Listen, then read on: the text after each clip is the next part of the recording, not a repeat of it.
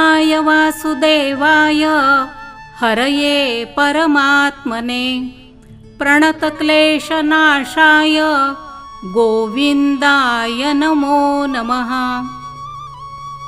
भगवान श्रीकृष्ण हे एक असं दैवत आहे ज्याच्या अनेक रूपांची आपल्या मनावर अक्षरशः मोहिनी आहे. कृष्ण जन्मापासून या अवतारातील प्रत्येक टप्प्यावर आपण मंत्रमुग्ध होऊन त्याच्या लीलांचं गुणगान करतो.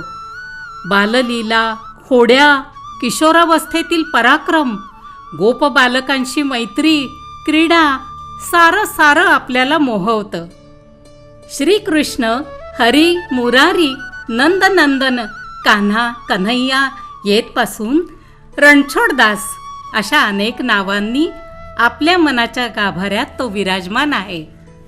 सोबत्यांचा सखा, भाऊ, अलौकिक प्रियतम, युगंधर, मुत्सद्दी, पराक्रमी, पाठीराखा आणि तत्वज्ञ, युगप्रवर्तक असा अद्वितीय गुणसंपन्न, रूपसंपन्न श्यामसुंदर. त्याच्या स्पर्शानं वेणूलाही पावन रूप आणि महत्त्व लाभलं.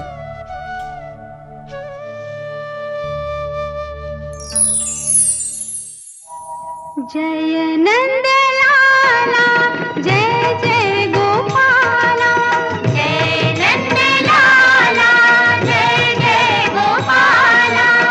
माधव मोहन मुकुंद मुरारी, देवकी नंदन कृष्ण कन्हाई, युगल किशोर श्याम गिरधारी.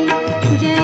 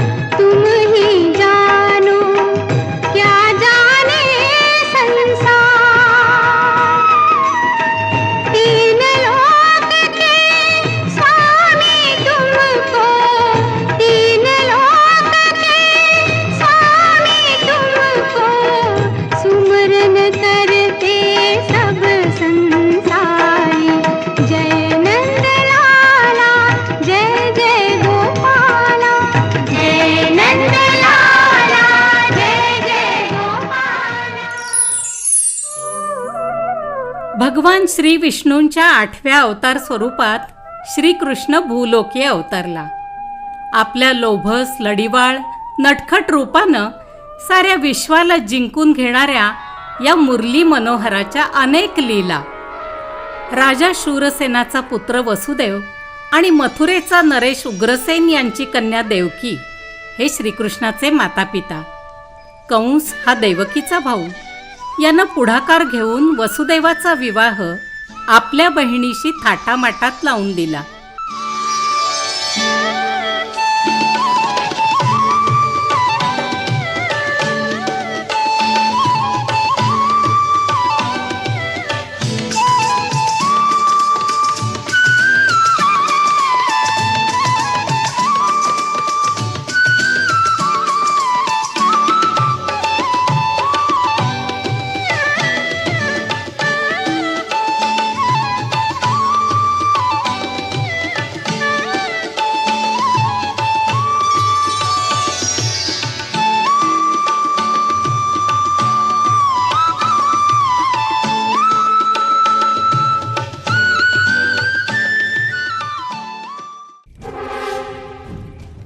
विवाह सोहळ्यानंतर वसुदेव आणि देवकी रथातून जात असतानाच आकाशवाणी झाली.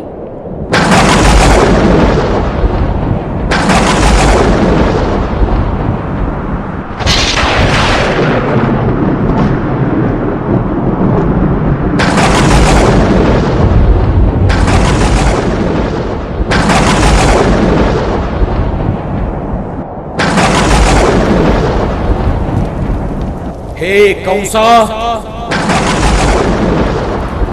याच वसुदेव आणि देवकीचा 8वा पुत्र तुझा सर्वनाश करेल.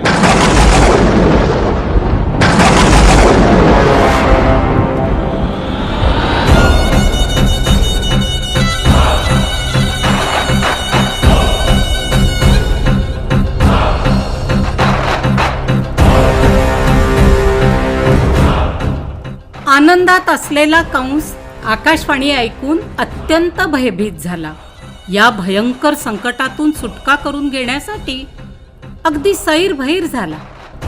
त्याला वाटलं की काहीही करून वसुदेव देवकीचा पुत्र आपल्या ताब्यात आला पाहिजे, म्हणजे त्याचा नाश करून आपण आपला जीव वाचवू शकू.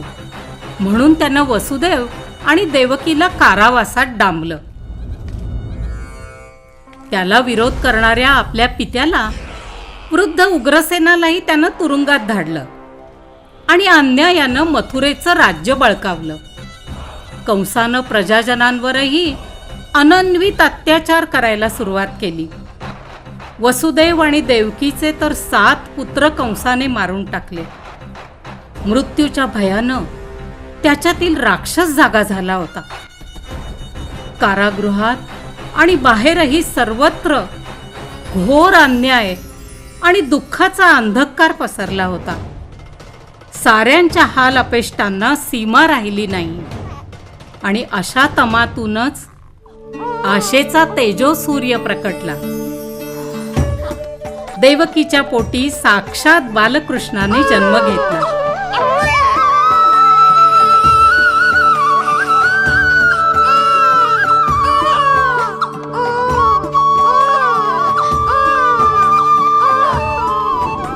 देवकी आणि वसुदेवाच्या शृंखला खळाखळा तुटून पडल्या. चहूकडे दाटलेला काळोख, कोसळणारा रौद्र पाऊस आणि पुरानं फोफावलेली यमुना नदी यातून वाट काढत वसुदेवानं डोक्यावरच्या टोपलीत हे लोभसवाणं बालकृष्ण रूप जीवापाड जपत नेऊन गोकुळात नंदराजा आणि यशोदा मैया यांच्या स्वाधीन केलं. कारागारे अंधकारे कारागारे अंधकारे कृष्ण जन्म झाला अजन्मा जन्माचे आला अजन्मा जन्माचे आला. कारागारे अंधकारे कारागारे अंधकारे कृष्ण जन्म झाला अजन्मा जन्माचे आला अजन्मा जन्माचे आला.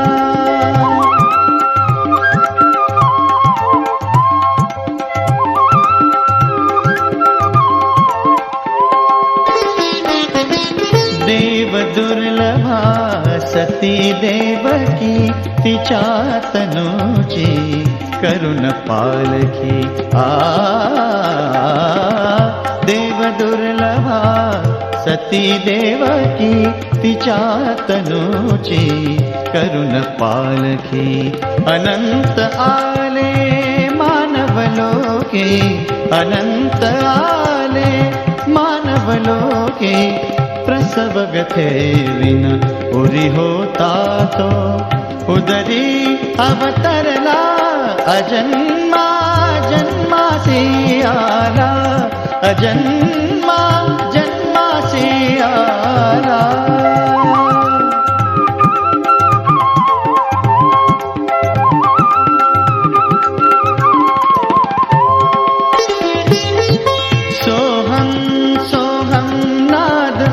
उमटता सोहम सोहम सोहम सोहम सोहम सोहम सोहम सोहम नाद उमटता वळुनी कवळी देवकी माता वळुनी कवळी देवकी माता फुटला पाना ताना बघता फुटला पाना ताना बघता तुटे शृंखला बंधनातुनी मोक्ष करी आला अजन्मा जन्मासी आला अजन्मा जन्मासी आला अजन्मा जन्मासी आला कारागारे अंधकारे कारागारे अंधकारे कृष्ण जन्म झाला अजन्मा जन्मासी आला अजन्मा जन्मासी आला अजन्मा जन्मासी आला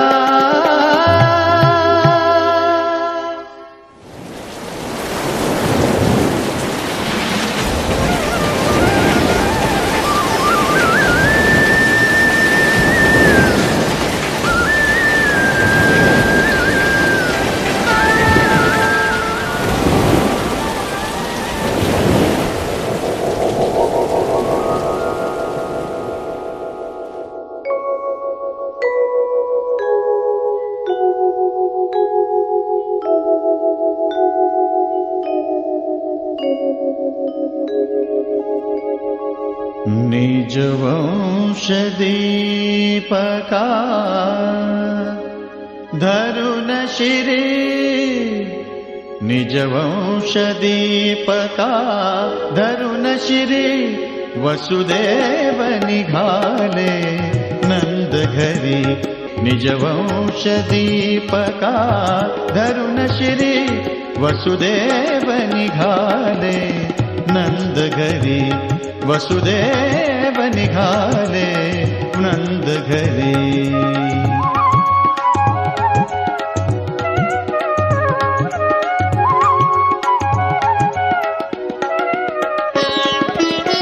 मुसळधार वर वरुषे पाऊस मुसळधार वर वरुषे पाऊस पथिक चालला निर्भय मानस पथिक चालला निर्भय मानस अंगच अवघे झाले डोळच अंगच अवघे झाले डोळच पद्धतीचे तमी दूरवरी पद्धतीचे तमी दूरवरी वसुदेव निघाले नंद घरी वसुदेव निघाले नंद घरी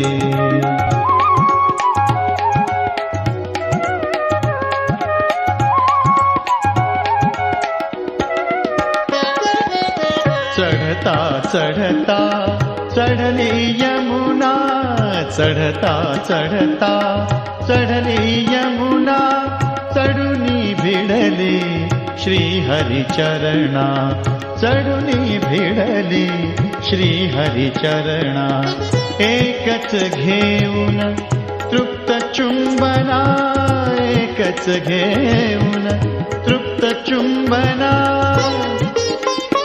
झरझरा परतती जाय दुरी झरझरा परतती जाय दुरी वसुदेव निघाले नंद घरी वसुदेव निघाले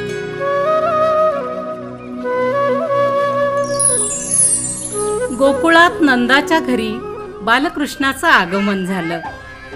या सावळ्या गोजीरवाण्या रूपानं यशोदा मैयाला तर अक्षरशः पाहता क्षणीच वेड लावलं. नंदराजा आणि यशोदामाई यांची शतजन्मींची पुण्याईच थोर. साक्षात ईश्वरच कान्हाच्या रूपात प्रकट झाला होता. श्यामल मेघासमान रंग लाभलेल्या या तेजस्वी बालकासाठी यशोदामाईनं आपल्या हातांचा पाळणा करून त्यात आपलं काळीजच जडू अंथरलं. तिची नजर या अलौकिक रूपावर खिळून राहिली होती. वात्सल्यानं मायेनं ओथंबून यशोदामय्या या बाळासाठी पाळणा झुलवू लागली. मंद स्वरात अंगाई गीत गाऊ लागली. वटस्य पत्रस्य पुटे शयानं बालं मुकुन्दं मनसा स्मरामि.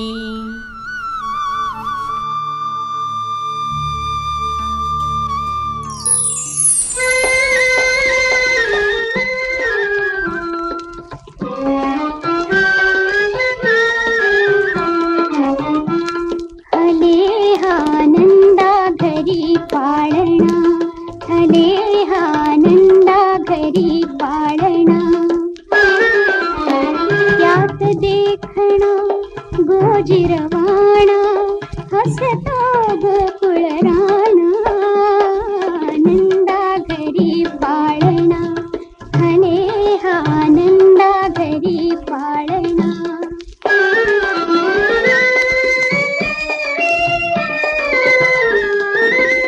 ओठ लालते डोळे चिमणे हास्यातून त्या फुले चांदणी. ओठ लालते डोळे चिमणे हास्यातून त्या फुले चांदणी. स्वरूप सुंदर लोभ सवाणे स्वरूप सुंदर लोभ सवाणे. मोहन घे मला हले आनंदा घरी पाळणा हले आनंदा घरी पाळणा.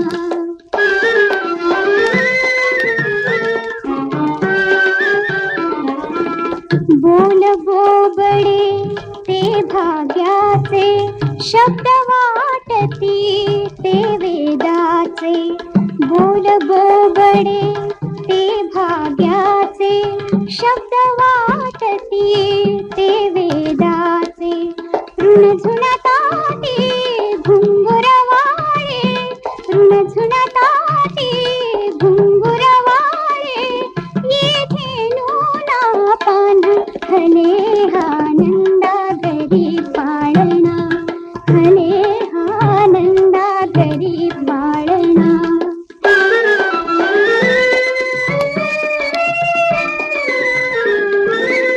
नंद यशोदा करीती कौतुक आनंदाचे अमापते सुख. नंद यशोदा करीती कौतुक आनंदाचे अमापते सुख. माय पित्या विना कसे कळावे माय पित्या विना कसे कळावे. सौख्य तयाचे पुन्हा हले आनंदा घरी पाळणा हले आनंदा घरी पाळणा. त्यात देखणा गोजिरवाणा हसतो गोकुळ राणा. आनंदा घरी पाळणा हले आनंदा घरी पाळणा.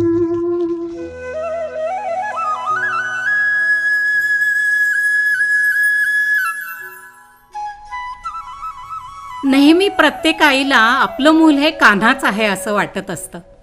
माझ्या कुशीतलं माझं हे बाळ म्हणजे साक्षात कन्हैयाच आहे. माझ्या बाळाचे लढीवाळ डोळे, हसताना पूर्ण उमललेल्या सुंदर फुलासारखा त्याचा मोहक चेहरा, गालावरची खळी आणि त्याचं मोहक लोभस रूप यामधून कान्हाच डोकावतोय की. माझ्या घरी आणि घराघरांमधून या खोडकर आणि लाडीक कान्हाची अनेक रूपं अवतरली त्या गोकुळात. बड़ा नटखट है रे कृष्ण कन्हैया. आकर यशोदा मैया. बड़ा नटखट है रे कृष्ण कन्हैया.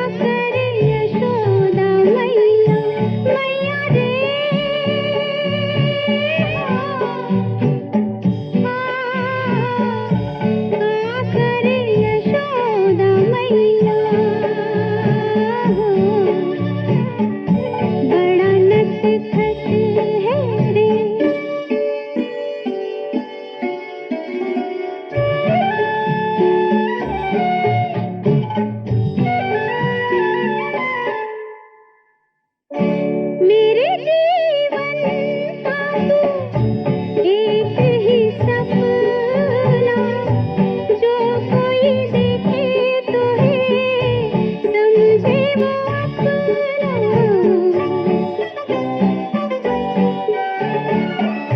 मेरे जीवन का तू एक ही सपना, जो कोई देखे तो है समझे वो अपना।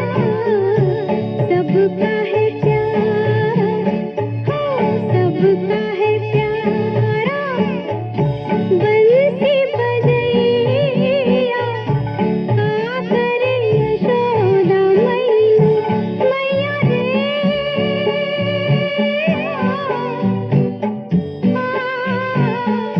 बड़ा नटखट है रे कृष्ण कन्हैया, का करे यशोदा मैया।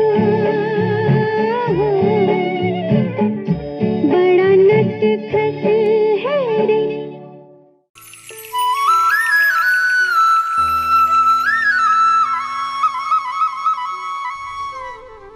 थोडा मोठा झाल्यावर कान्हा नंदा घरच्या गायींची अगदी मनापासून देखभाल करायला लागला. त्या गायींच्या पंचप्राणात कान्हाच्या बासरीचे सूर भरून वाहत होते. कान्हाची चाहूल लागताच अतिशय आनंदानं हंबरत, कान्हाला प्रेमानं चाटत आणि शेपट्या उडवीत साऱ्या गायी त्याच्या सभोवती जमा होत. कान्हा अतिशय मायेनं त्यांना थोपटून, न्हाऊ माखू घालून गोकुळाबाहेरच्या हिरव्यागार कुरणांमध्ये चरायला नेत असे.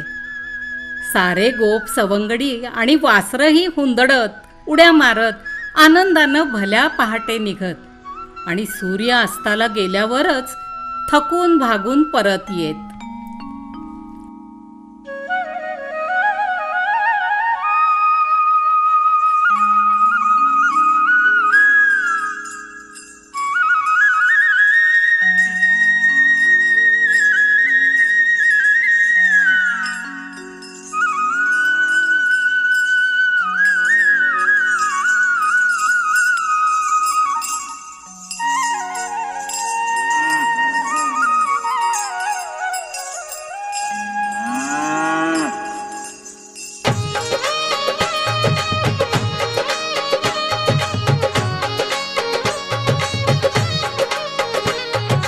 छोटी छोटी गैया छोटे छोटे ग्वाल, छोटी छोटी गैया छोटे छोटे ग्वाल, छोटो सो मेरो मदन गोपाल, छोटो सो मेरो मदन गोपाल। छोटी छोटी गैया छोटे छोटे ग्वाल, छोटो सो मेरो मदन गोपाल, अरे छोटो सो मेरो मदन गोपाल।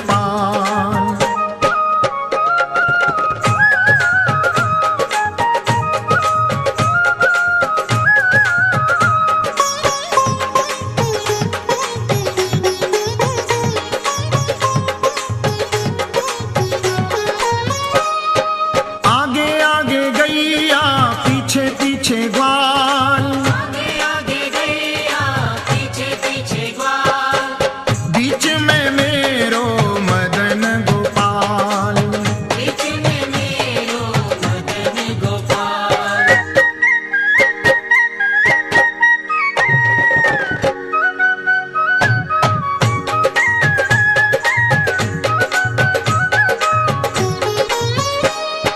कारी कारी गैया गोरे गोरे ग्वाल, कारी कारी गैया गोरे गोरे ग्वाल, श्याम बरण मेरो मदन गोपाल, श्याम बरण मेरो मदन गोपाल। छोटी छोटी गैया छोटे छोटे ग्वाल, छोटी छोटी गैया छोटे छोटे ग्वाल, छोटो सो छोटो सो मेरो मदन गोपाल, छोटो सो मेरो मदन गोपाल।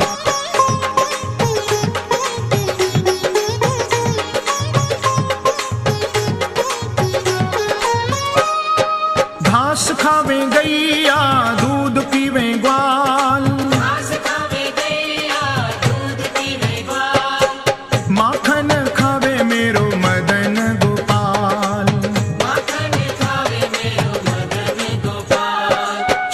छोटी गैया छोटे छोटे ग्वाल, छोटी छोटी गैया छोटे छोटे ग्वाल।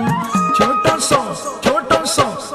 सो मेरो मदन गोपाल, छोटो सो मेरो मदन गोपाल।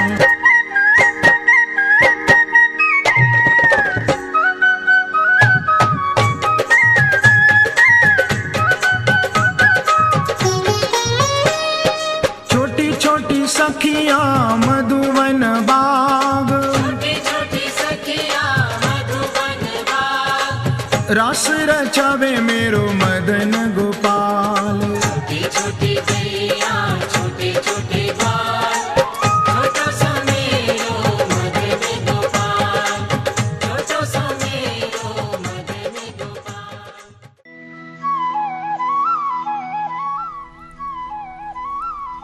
हळूहळू नंदा घरी बालकृष्ण वाढायला लागला.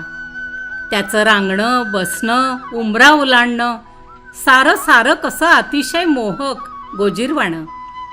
श्यामवर्ण, तेजस्वी नेत्र आणि कपाळावर रुळणाऱ्या केसांच्या लडीवाळ कुरळ्या बटांनी आणि सर्वात लोभस अशा हास्यानं गोकुळाला अक्षरशः वेड लावलं. दुडू धावायला लागल्यावर तर त्याच्या खोड्यांना अगदी ऊत आला. नंदा घरी दूध, लोणी, दही, तूप अगदी भरभरून ओसंडत होतं. पण कान्हा गोप बालकांबरोबर त्यांच्या घरी जाऊनही त्यांच्याकडचं लोणी मटकावीत असे. साऱ्या गोपिकांनी कृष्णाच्या या खोड्यांना कंटाळून उंच शिंक्यावर लोणी ठेवायला सुरुवात केली. तर या पठ्ठ्यानं सवंगड्यांच्या पाठीवर मनोरा रचून शिंक्यातलं लोणी पळवायला सुरुवात केली. हा हा म्हणता सारं लोणी फस्त करून कान्हाची छोटी फौज पसार होऊन जायची.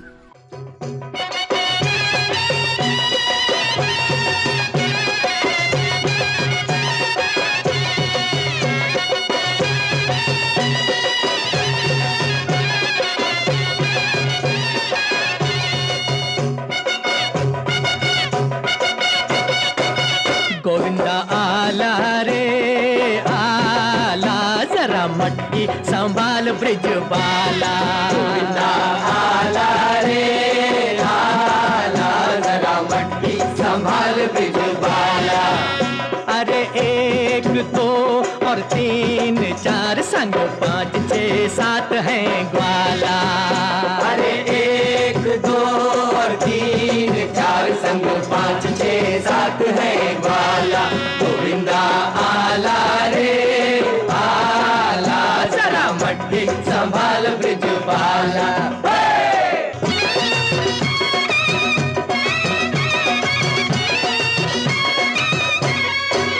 ओ आई माखन के चोरों की सेना, ओ आई माखन के चोरों की सेना। ओ जरा बच के संभल के जी रहना, ओ जरा बच के संभल के जी रहना। बड़ी नटखट है फौज कहीं आई जो मौज, बड़ी नटखट है फौज कहीं आई जो मौज। नहीं बचने का, नहीं बचने का कोई भी ताला ताला। गोविंदा आला रे आला, जरा मटकी संभाल ब्रिज बाला। गोविंदा आला रे आला, जरा मटकी संभाल ब्रिज बाला। वो कैसी निकली है झूम के ये टोली, वो कैसे निकली है झूम के ये टोली। आज खेलेगी दूध से ये होली, आज खेलेगी दूध से ये होली। भीगे कितना भी अंग ठंडी होना उमंग, भीगे कितना भी अंग ठंडी होना उमंग। पड़े इनसे, वो पड़े इनसे किसी का न पाला पाला। गोविंदा आला रे आला, जरा मटकी संभाल ब्रिज बाला। गोविंदा आला रे आला, जरा मटकी संभाल ब्रिज बाला। अरे एक दो और तीन चार संग 5 6 7 है ग्वाला। अरे एक दो और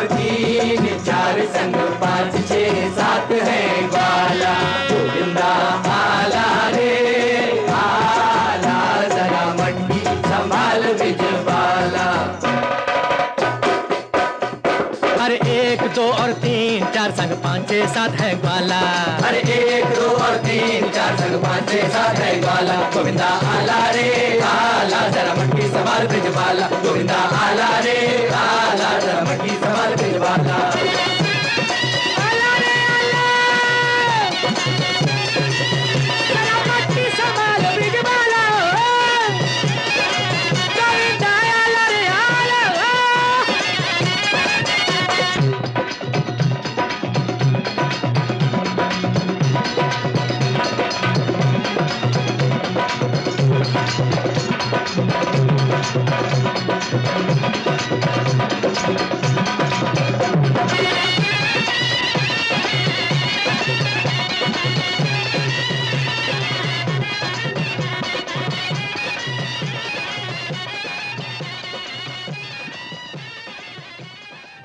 आता मात्र गोपींचा धीर आणि संयम सुटत चालला.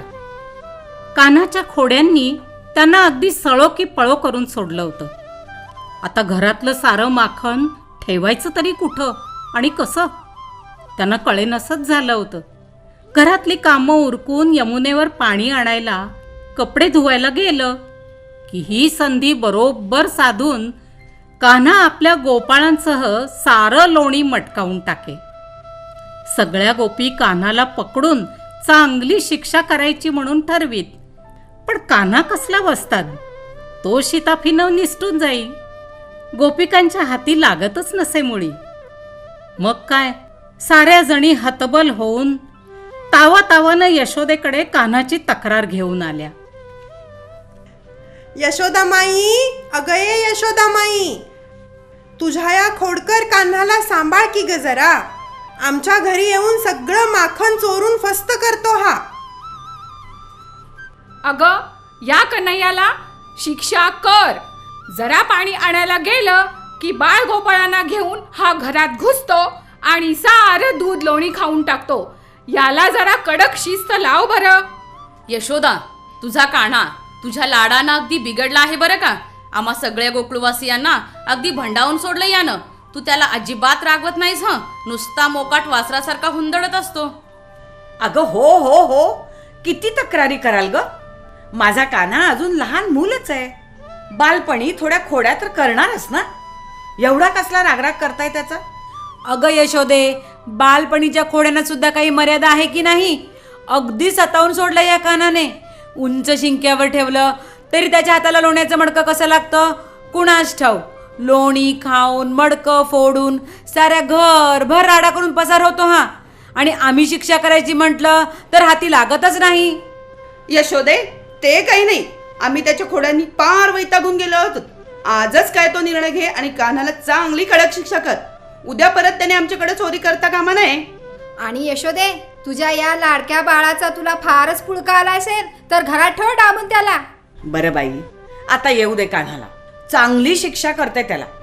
खरं तर तो असं करत असेल असं मला नाही वाटत. पण येऊ दे तर खरा. त्याला विचारतेच खरं काय आहे ते.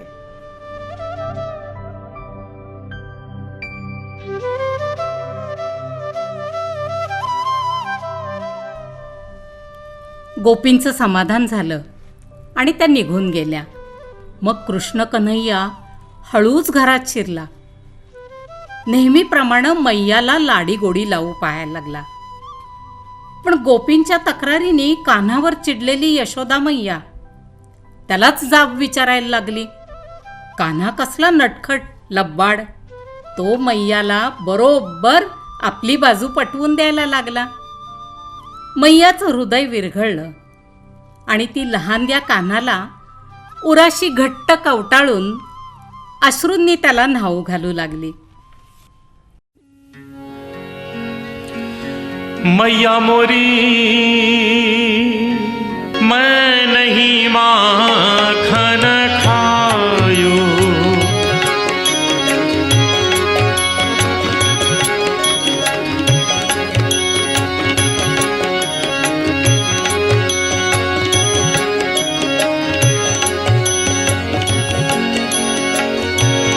मैं नहीं माखन खायो मैया मोरी, मैं नहीं माखन खायो।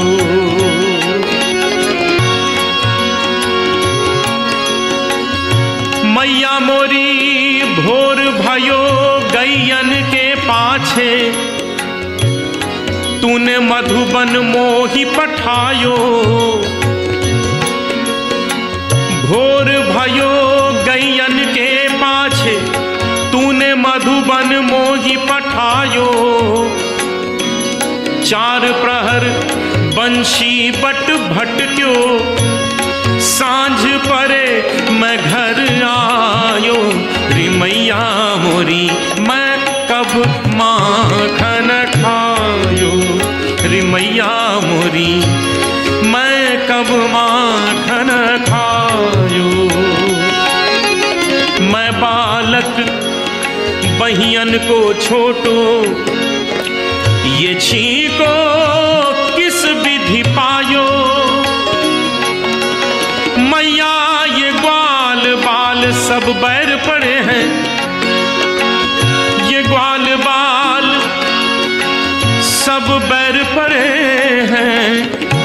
बरबस मुख लपटायो। रे मैया मोरी मैं नहीं माखन खायो। मैया मोरी मैं नहीं माखन खायो। मैया तू जननी मन की अति भोली, इनके कहे पति आयो। रे मैया मोरी इनके कहे पति आयो।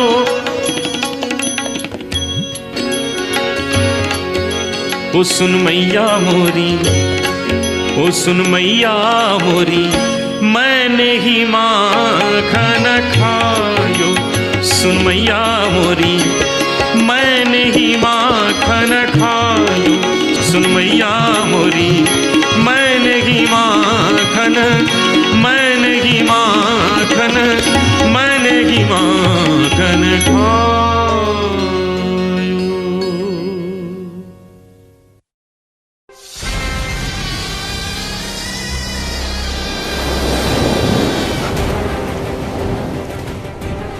पक्षीराज गरुडाला घाबरून 5 फण्यांचा अजस्त्र नाग कालिया यमुनेच्या डोहामध्ये लपून बसला होता.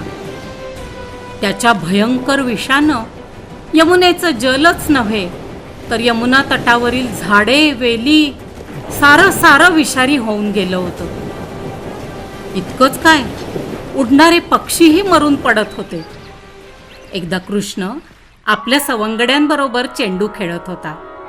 डाव अगदी रंगात आला होता आणि अचानक एका बालकाच्या हातून चेंडू निसटला. तो थेट यमुनेच्या डोहातच जाऊन पडला. सगळी गोप बालकं अतिशय घाबरली. आता काय करायचं? बालकृष्णानं मागचा पुढचा विचार न करता लगेच यमुनेच्या डोहात उडी घेतली.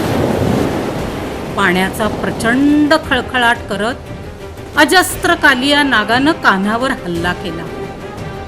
मग काय, कन्हैयानं त्याच्याशी घनघोर युद्ध करून त्याचा पराभव केला आणि त्याच्या फणींवर नृत्य केलं. सारं गोकुळ ते पाहायला गोळा झालं होतं. शरण आलेल्या कालियाला कृष्णानं दूर समुद्रात जाण्याचा आदेश दिला. अशा प्रकारे यमुना विषमुक्त झाली.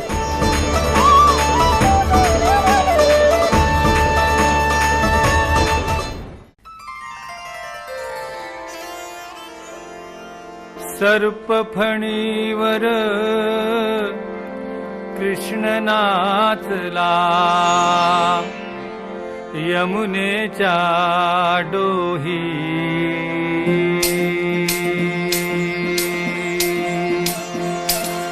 सर्प फणीवर कृष्ण नाचला, यमुनेच्या डोही. अशी अलौकिक कथा कुणी कधी ऐकलीच नाही. सर्प फणीवर कृष्ण नाचला, यमुनेच्या डोही. अशी अलौकिक कथा कुणी कधी ऐकलीच नाही. कालिंदीच्या पात्री होता डोह एक गूढ. कालिंदीच्या पात्री होता डोह एक गूढ.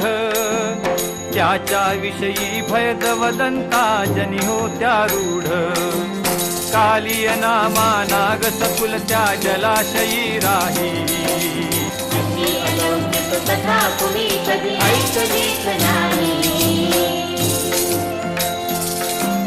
बळीभद्राविण कृष्ण एकटा सवंगड्या संगे बळीभद्राविण कृष्ण एकटा सवंगड्या संगे मुरली वादन क्रीडा यातच वनांतरी रंगे निदाघ समयी चुकल्या कोठे वर्थासह गायी अलौकिक कथा कुणी कधी ऐकलीच नाही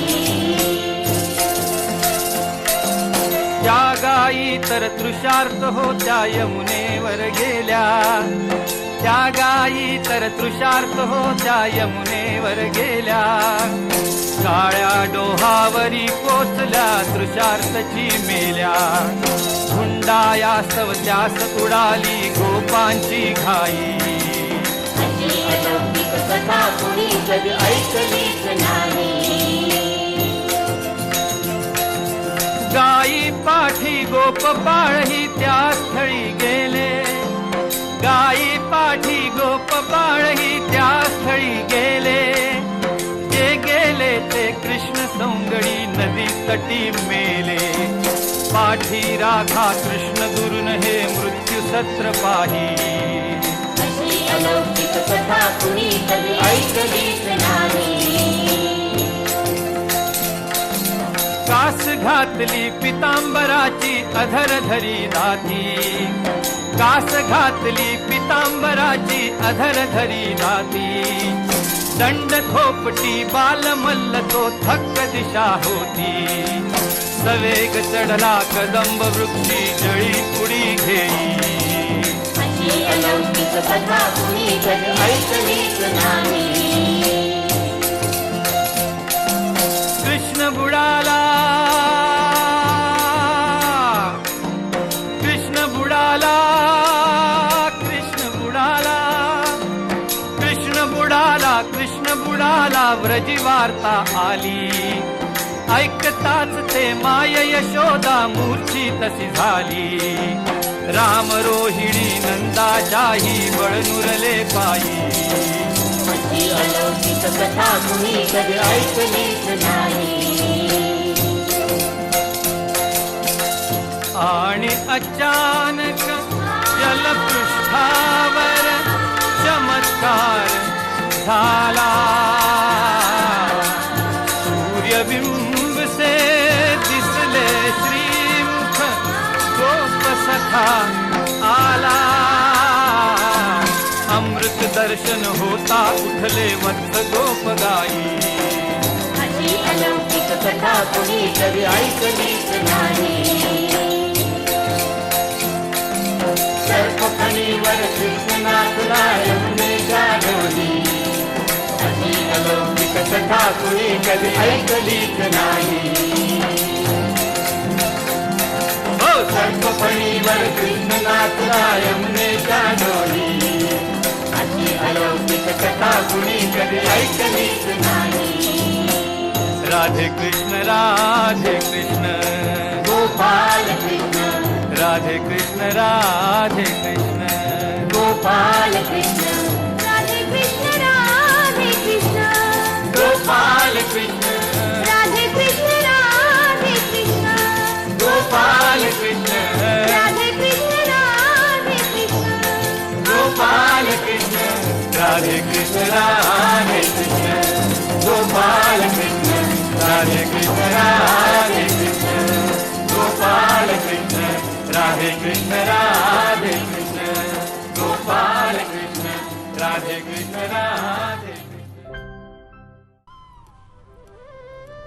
गोकुळात सर्व गोपगोपिका दरवर्षी भरपूर पाऊस पडावा म्हणून इंद्रदेवाची पूजा करीत. इंद्रदेवाच्या आज्ञेनं वरून पाऊस पाडत असे. या पूजेमुळं इंद्राचा अहंकार वाढायला लागला. त्याला वाटलं की माझ्यामुळंच पाऊस पडतो आणि गोकुळात भरपूर पिकं येतात. श्रीकृष्णाला इंद्राचा हा अहंकार बरोबर ओळखता आला आणि त्यांनी सगळ्यांना सांगितलं की इंद्राची पूजा न करता गोवर्धन पर्वताची पूजा करूया, कारण गोवर्धन पर्वतामुळंच आपल्याकडे पाऊस पडतो. गोकुळवासियांनी गोवर्धन पर्वताची पूजा केल्यावर इंद्रदेव भयंकर संतापला.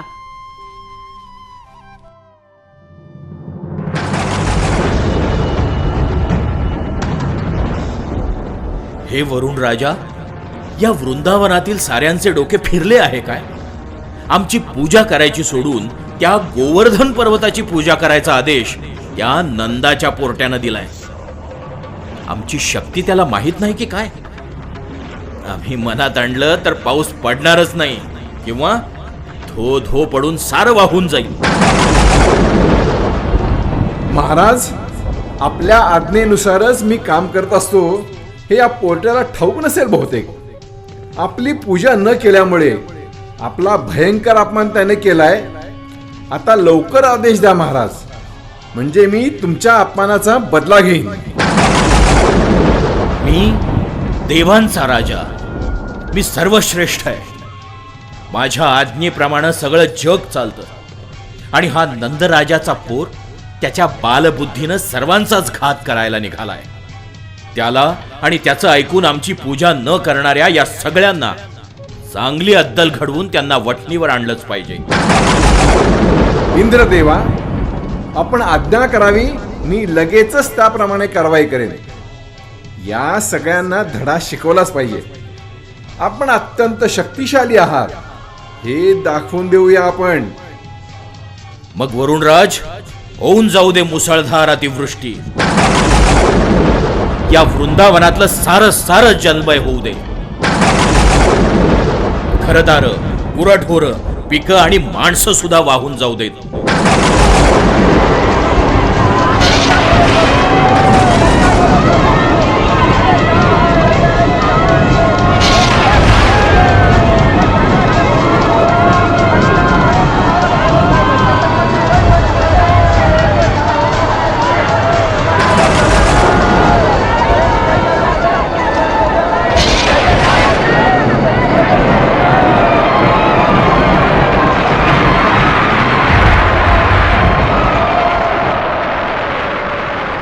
इंद्राने वरुणाला अतिवृष्टी करण्याचा आदेश दिला.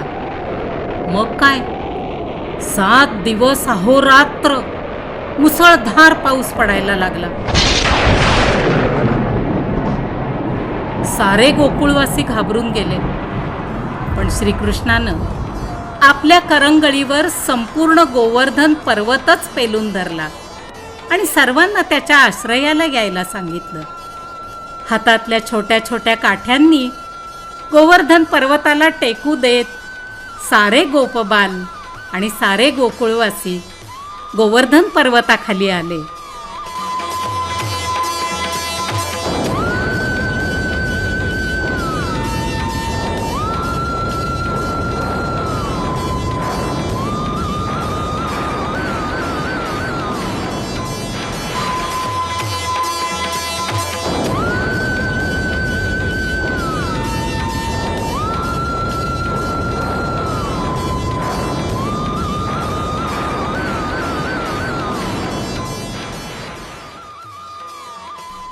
ते अद्भुत आणि अलौकिक दृश्य पाहून इंद्रदेवाचा गर्व क्षणार्धात नाहीसा झाला आणि त्यानं श्रीकृष्णाचे पाय धरून क्षमा मागितली.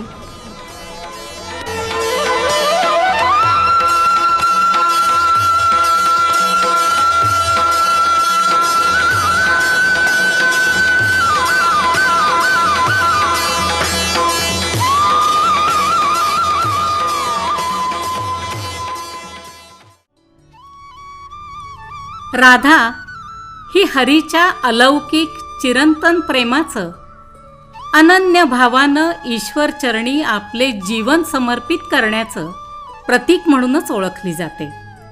साऱ्या बंधनांमधून, रूढी परंपरांच्या जोखडातून स्वतःला मुक्त करून समाजाची, लौकिकाची पर्वा न करता ती आपलं आयुष्य हरिभक्तीमध्ये, प्रीतीमध्ये झोकून देते. म्हणूनच कृष्णासोबत आणि त्याच्याही आधी राधेचं नाव घेतलं जातं. राधेश्याम, राधाकृष्ण असं. कारण कृष्णालाही असंच संबोधन खूप आवडतं. या राधेसमवेत आणि गोपिकांसमवेत कृष्णाची रासलीला रंगते आणि सारं विश्वच त्या रंगात न्हाऊन प्रेममय होऊन जातं.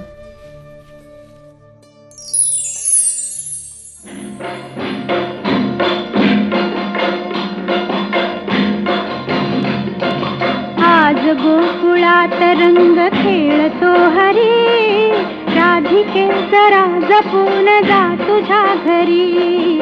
आज गोकुळात रंग खेळतो हरी, राधिके जरा जपून जा तुझ्या घरी. आज गोकुळात सखी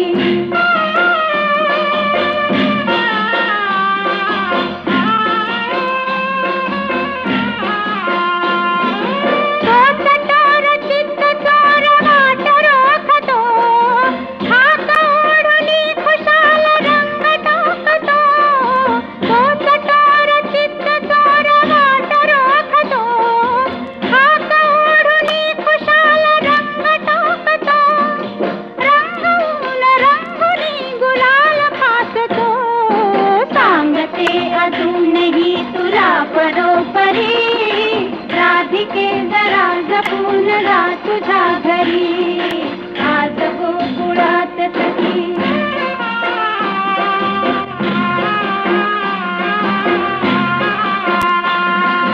सांग श्याम सुंदर सखाय झाले, रंग टाकल्या विना कुणान सोडले. सांग श्याम सुंदर सखाय झाले, रंग टाकल्या विना कुणान सोडले. त्यास त्यास रंग रंग रंग लागले, एकटीच वाचशील काय तू तरी. राधिके जरा जपून जा तुझ्या घरी. आज गोकुळात सखी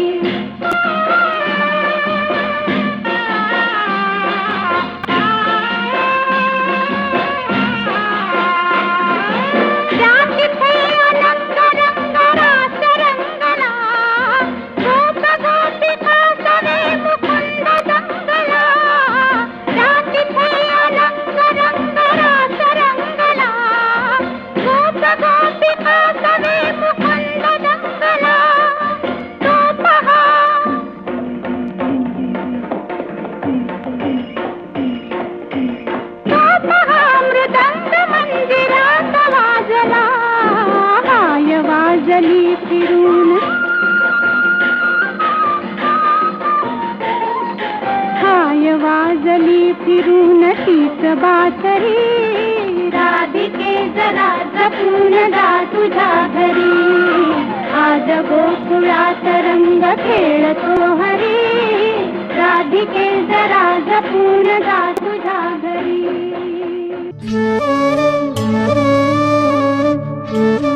राधेच्या प्रत्येक श्वासाश्वासात वसलेला आहे तोच कृष्ण.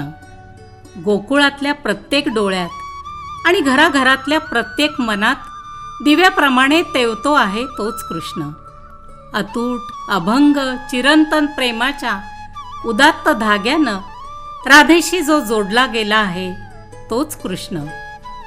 सारं जीवन त्याच्यावरून ओवाळून टाकलं तरीही कमीच वाटेल असा या सर्वांहूनही सुंदर उदात्त तोच कृष्ण.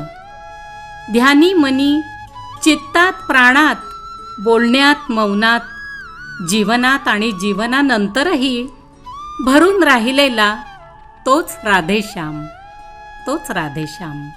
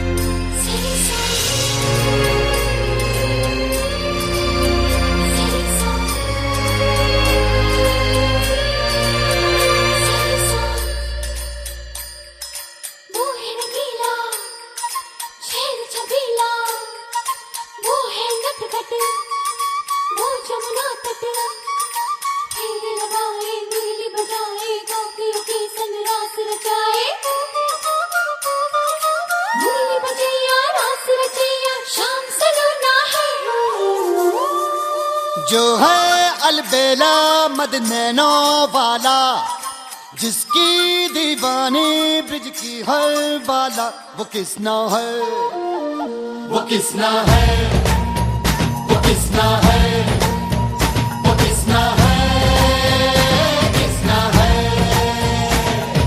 जो है अलबेला मद नैनो वाला, जिसकी दीवानी ब्रिज की हर बाला, वो किसना है, वो किसना है, वो किसना है, किसना है।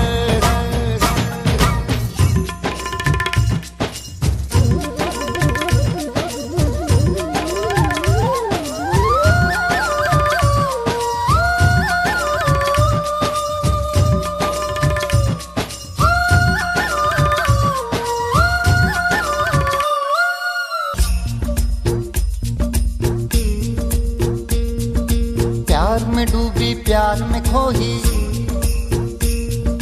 प्यार की धुन में जागी न सोही। प्यार में डूबी प्यार में खोही, प्यार की धुन में जागी न सोही। दुनिया से है वो अनजानी, सब कहते हैं प्रेम दीवानी। किसना से मिलती है भूल के हर बंधन, हो किसना की माला की जपती है वो जोगन।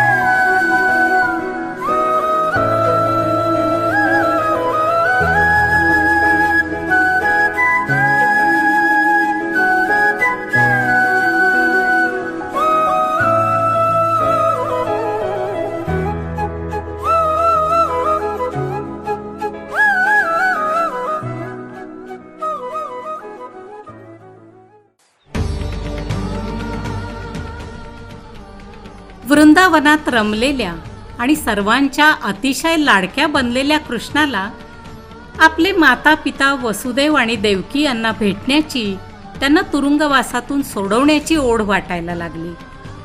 त्यासाठी त्याला मथुरेला जाणं आवश्यक होतं आणि कंसाची जुलमी राजवटही संपवून उलथून टाकायची होती. पण राधा त्याला जाण्याची परवानगीच देत नव्हती. मग साऱ्या देवांनी राधेला विनंती केली की कृष्णाला त्याचा अवतार कार्य पूर्ण करू द्यावं. मग राधेची आणि वसुदेव देवकीची परवानगी घेऊन मथुरेतील अक्रूराला बोलावून कृष्ण मथुरेला जायला निघाला. सारे गोकुळवासी कृष्ण जाणार म्हणून अतिशय व्याकुळ आणि दुःखी अंतःकरणानं अक्रूराला विनवीत राहिले.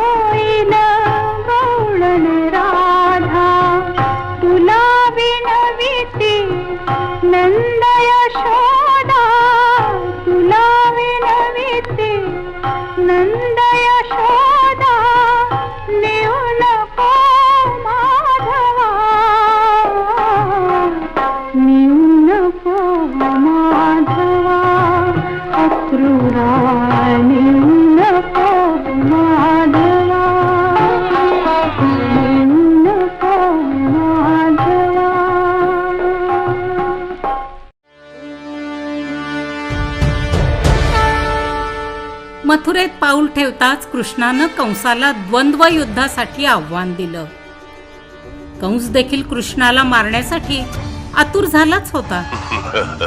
अनेक वेळा कृष्णाला मारण्याचे विविध प्रयत्न करूनही कृष्णावर त्याचा काहीही परिणाम झाले नव्हते.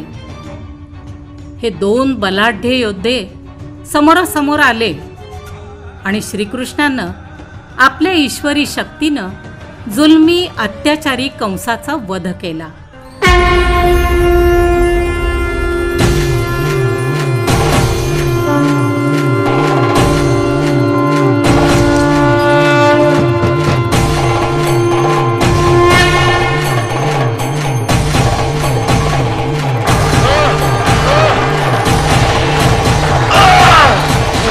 यशोमती मैया के नंदलाल की, यशोमती मैया के नंदलाल की, यशोमती मैया के नंदलाल की, यशोमती मैया के नंदलाल की, यशोमती मैया के नंदलाल की, यशोमती मैया के नंदलाल की, यशोमती मैया के नंदलाल की.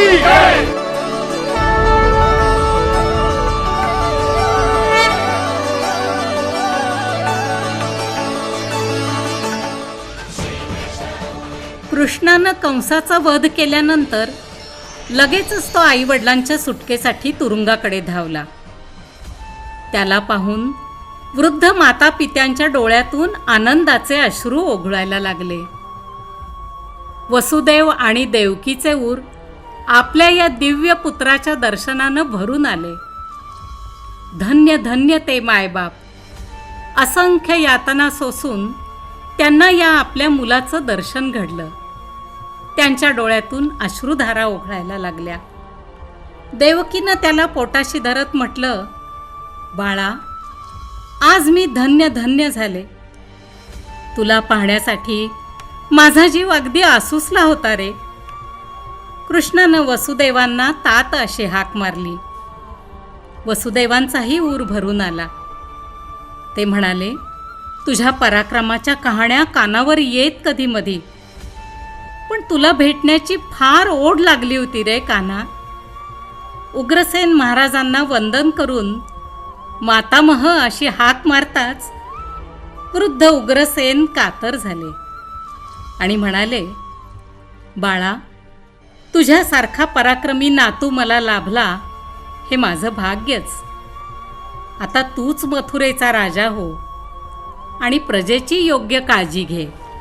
श्रीकृष्णानं मथुरेचा राजा होण्याचे नम्रपणे नाकारले आणि उग्रसेनांनाच पुन्हा ते राज्य बहाल केले. त्यानंतर श्रीकृष्णानं सोन्याची द्वारका नगरी वसवली आणि आपल्या कुटुंबासह खूप सुखासमाधानात द्वारकेमध्ये राहायला लागला.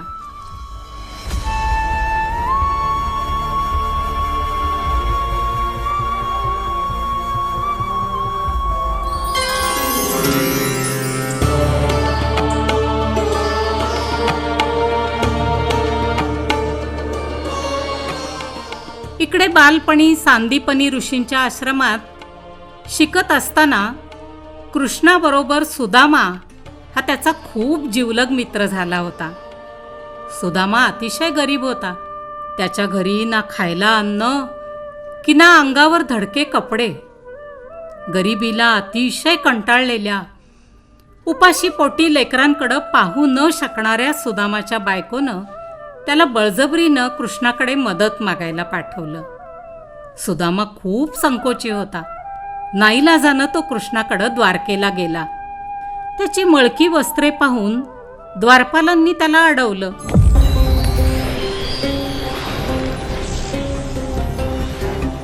पण तेवढ्यात स्वतः कृष्ण येऊन सुदाम्याला घट्ट मिठी मारून राजवाड्यात घेऊन गेला.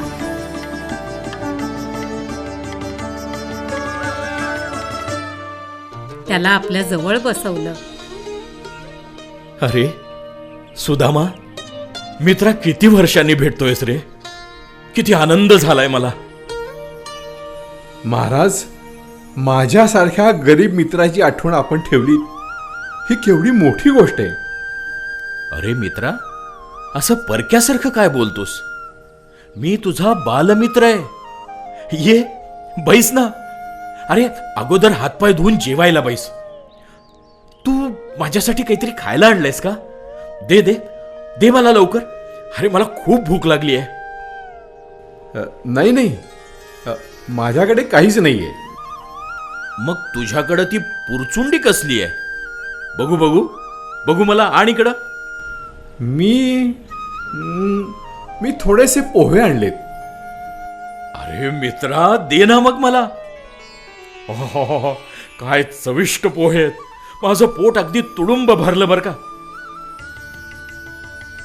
कृष्णानं सुदाम्याला पंचपक्वान्न जेवायला घालून नवे कपडे देऊन निरोप दिला.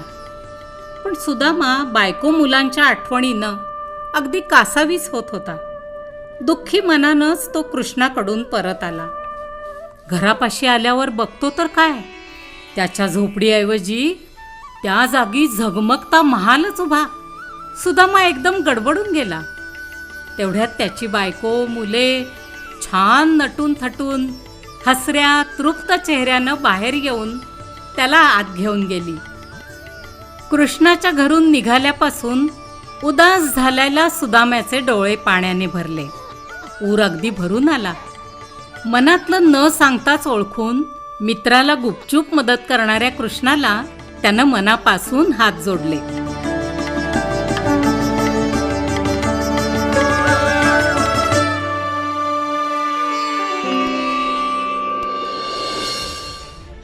श्रीकृष्ण आपल्याशी जोडल्या गेलेल्या प्रत्येक नात्यात अद्वितीयच.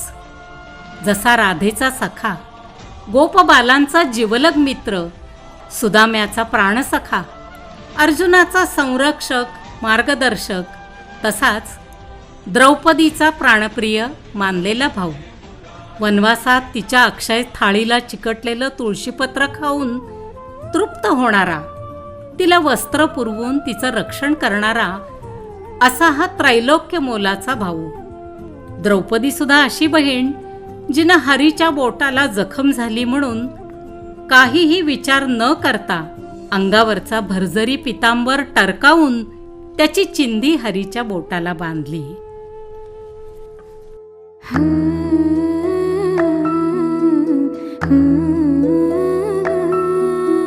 भरजरी ग पितांबर दिला फाडून, द्रौपदीसी बंधू शोभे नारायण, द्रौपदीसी बंधू शोभे नारायण, सुभद्रा कृष्णाच्या पाठीची बहीण, विचाराया गेले नारद म्हणून,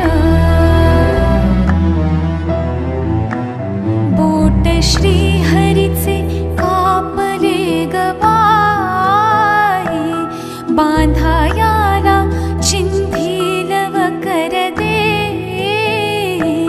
सुभद्रा बोलली,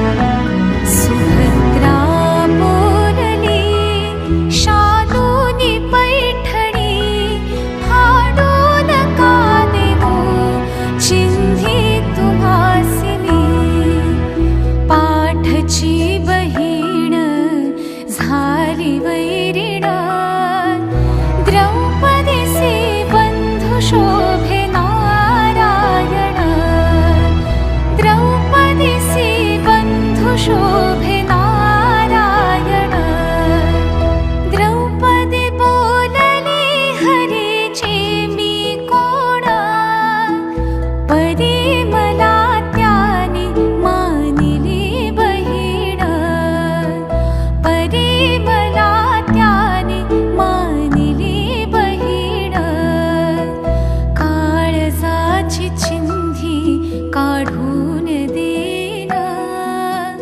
येवढे तयाचे माझ्यावरी ऋण, वसने देवो न प्रभो राखी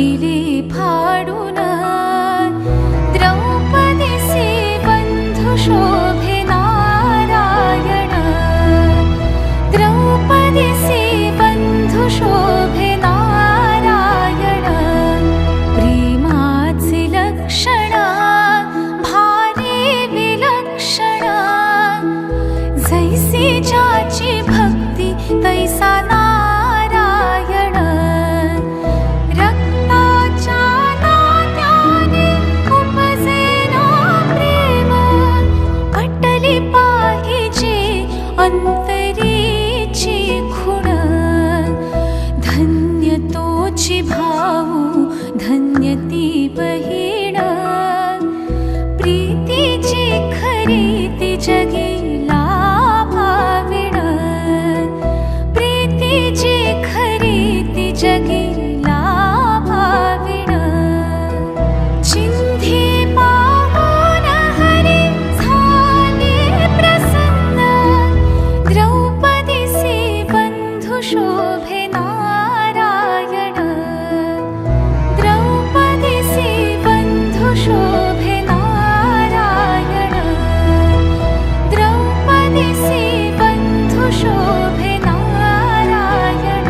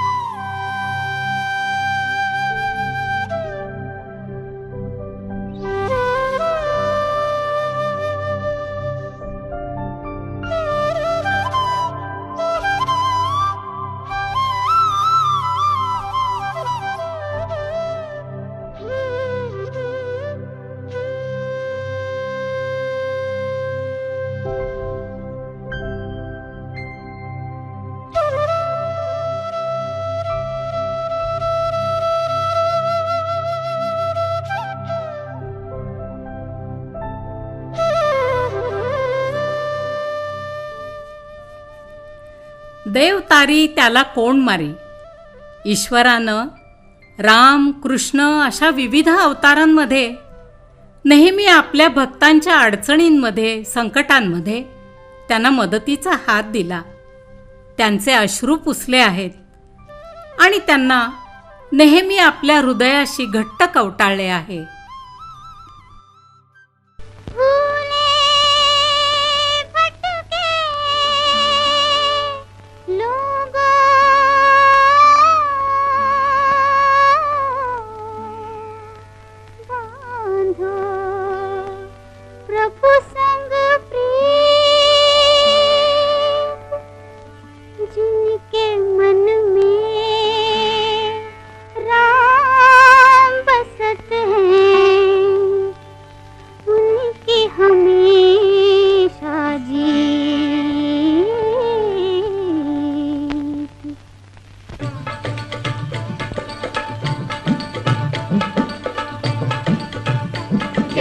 राम रघुराई जय जय राम रघुराई जय जय कृष्ण कन्हई जय जय कृष्ण कन्हई जय जय राम रघुराई जय जय राम रघुराई कौन छुएगा उसकी परछाई रे कौन छुएगा उसकी परछाई रे जिसको बचाने वाला साईं सुनो रे भाई जिसको बचाने वाला साईं जय जय राम रघुराई जय जय राम रघुराई कितनी भंवर में फंसी नौकाएं कितनी भंवर में फंसी नौकाएं प्रभु ने किनारे लगाई सुनो रे भाई प्रभु ने किनारे लगाई जय जय राम रघुराई जय जय राम रघुराई जय जय कृष्ण कन्हई जय जय कृष्ण कन्हई जय जय राम रघुराई जय जय राम रघुराई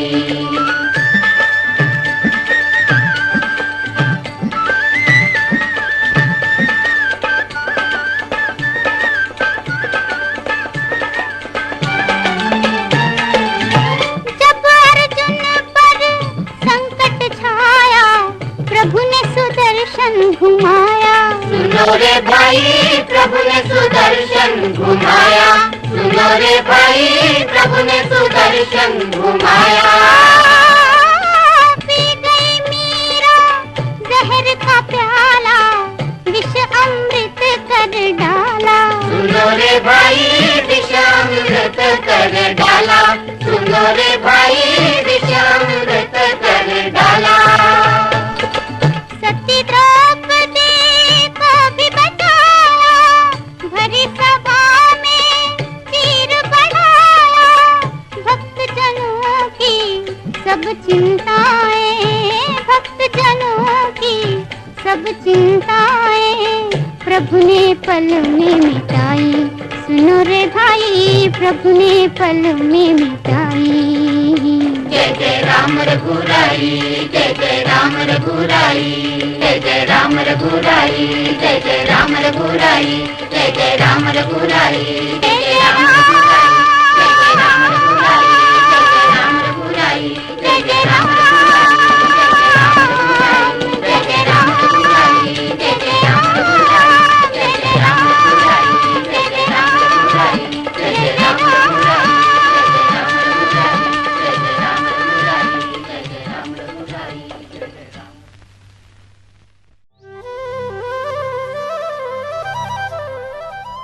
श्रीकृष्णाच्या अवतार कार्यांमध्ये सर्वात महत्त्वाचा भाग म्हणजे महाभारत युद्ध.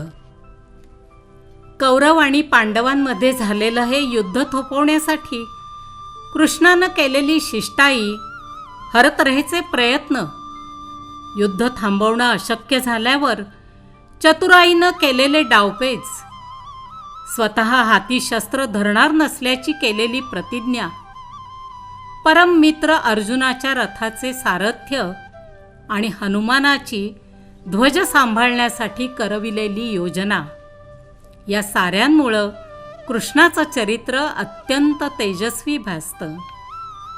कृष्ण चरित्राचा सर्वात तेजपुंज अध्याय म्हणजे महाभारत युद्धातील रणांगणावर आपल्या सर्व वडीलधाऱ्यांना, गुरूंना आणि बंधूंना पाहिल्यावर अर्जुन जेव्हा गलितगात्र झाला आणि शस्त्र टाकून हतबल होऊन रथात बसून राहिला, तेव्हा कृष्णानं श्रीमद भगवद्गीतेद्वारे त्याला संपूर्ण जीवनाचे सार समजावून सांगितले. कर्मयोग, भक्तियोग आणि जीवन जगण्याचे शास्त्र अर्जुनाला सांगून श्रीकृष्णाने अर्जुनाबरोबरच हजारो वर्षे मानवांच्या मनावर अमिट ठसा उमटवणाऱ्या श्रीमद भगवद्गीतेची ओघवत्या शब्दात निर्मिती केली. यदा यदा हि धर्मस्य ग्लानिर्भवति भारत, अभ्युत्थानमधर्मस्य तदात्मानं सृजाम्यहम्, परित्राणाय साधूनां विनाशाय च दुष्कृतां, धर्मसंस्थापनार्थाय संभवामि युगे युगे.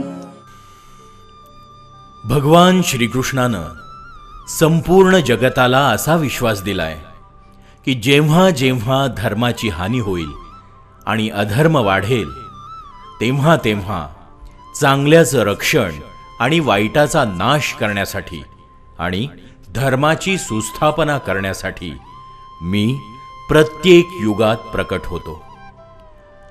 अर्जुनाला गीता उपदेश समजावून देताना श्रीकृष्णानं सर्वप्रथम दुःख, शोक यांचं मूळ आपल्या विचारांमध्येच असल्यानं आपल्या विचारांमध्ये बदल घडवण्याची प्रेरणा दिली. वासांसि जीर्णानि यथा विहाय, नवानि गृह्णाति नरोपराणि, तथा शरीराणि विहाय जीर्णा, न्यन्यानि संयाति नवानि देहि. म्हणजे आपण ज्याप्रमाणे जुनी जीर्ण वस्त्र टाकून नवीन वस्त्र धारण करतो, त्याप्रमाणे आत्मा शरीर बदलून नवीन देह धारण करतो. म्हणून मृत्यूचा शोक करू नये. नैनै छिन्दन्ति शस्त्राणि नैनं दहति पावकः न चैनं क्लेदयन्त्यापो न शोषयति मारुतः. कोणत्याही शस्त्रानं किंवा अग्नीच्या सहाय्यानंही आत्मा नष्ट करता येत नाही. म्हणजे आत्मा अमर आहे. परिवर्तन हाच जगाचा नियम आहे. त्याचा स्वीकार व्हावा. सुख दुःखे समे कृत्वा लाभालाभौ जयाजयौ ततो युद्धाय युज्यस्व नैवं पापमवाप्स्यसि. अर्थात सुख आणि दुःख किंवा लाभ आणि हानी झाल्यावर शांत, संयमी आणि समविचारी राहावं. सदैव समान मानावं. कर्मण्येवाधिकारस्ते मा फलेषु कदाचन मा कर्मफलहेतुर्भूर्मा ते संगोऽस्त्वकर्मणि. म्हणजे आपल्याला नेमून दिलेलं कर्म आपण कर्मफलाची कोणतीही अपेक्षा न ठेवता निष्काम भावनेनं करावं. आपल्याला फक्त कर्म करण्याचाच अधिकार आहे. कर्म न करणं किंवा कोणतेही कर्मफल मिळवण्याचा नाही. कर्तव्याचं सदैव पालन करावं आणि जीवनाबद्दल सकारात्मक दृष्टिकोन ठेवावा. सत्य आणि धर्माच्या मार्गावर चालावं. अडचणी आणि दुःखांवर धैर्यानं मात करता येते. सदैव वर्तमानात राहून आपलं सर्व काम ईश्वराला समर्पित करावं. स्वतःबद्दलचं ज्ञान मिळवावं आणि सर्व व्यक्तींमध्ये ईश्वराचा अंश पाहावा. अशा प्रकारे जो आपलं जीवन व्यतीत करतो त्याचा योगक्षेम मी सांभाळतो, असं भगवान श्रीकृष्णानं सांगितलंय. अनन्याश्चिन्तयन्तो मां ये जनाः पर्युपासते तेषां नित्याभियुक्तानां योगक्षेमं वहाम्यहम्.